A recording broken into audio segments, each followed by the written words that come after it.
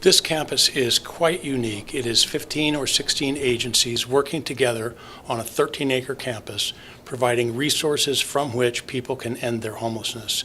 And the campus, if you drive by, it looks like a place where people are being homeless, but it's actually a place where people can find the resources to end their homelessness, and that's quite unique. We've got, first of all, Homeless ID Project, which is near and dear to my heart, of course, but you need to get an ID before you can get anything else. And once they have the ID, they can apply for jobs, they can apply for housing, all those sorts of things. We've got a medical clinic, we've got a dental clinic, we've got organizations that help with mental health and addictive health. We've got a jobs program. We have 3 meals a day, 7 days a week. We have a shelter. Mike McQuaid, the guy who basically created and established this campus, worked with the U.S. Post Office and convinced them to open a post office right on the campus in the Brian Garcia Welcome Center.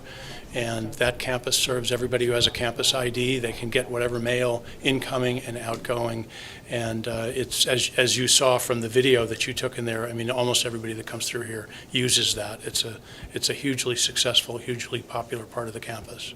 Yeah, no, it was great. And, I want to thank Homeless ID Project for having us out. And it was great to see all the different resources that come together on this campus. Like you said, I believe it's 13 acres, and from getting IDs to having a mail room, dental, medical care, homeless court. There's so many different resources that you don't necessarily think of immediately when you think of people who are homeless. So I think just having all those resources and having them in the same location is eye-opening.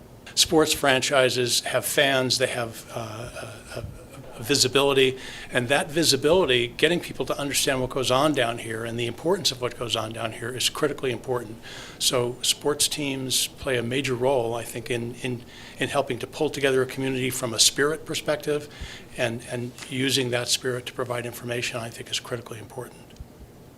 Our club has a strong emphasis on building a sense of community. That's why our games are so inclusive, so fun to come to, and we know people are spending their hard-earned money to come watch us play soccer, but these issues are things that we care about. So I think visiting homelessidproject.org and volunteering, donating, raising awareness, educating yourself are all very important aspects that you can do to help this issue become resolved.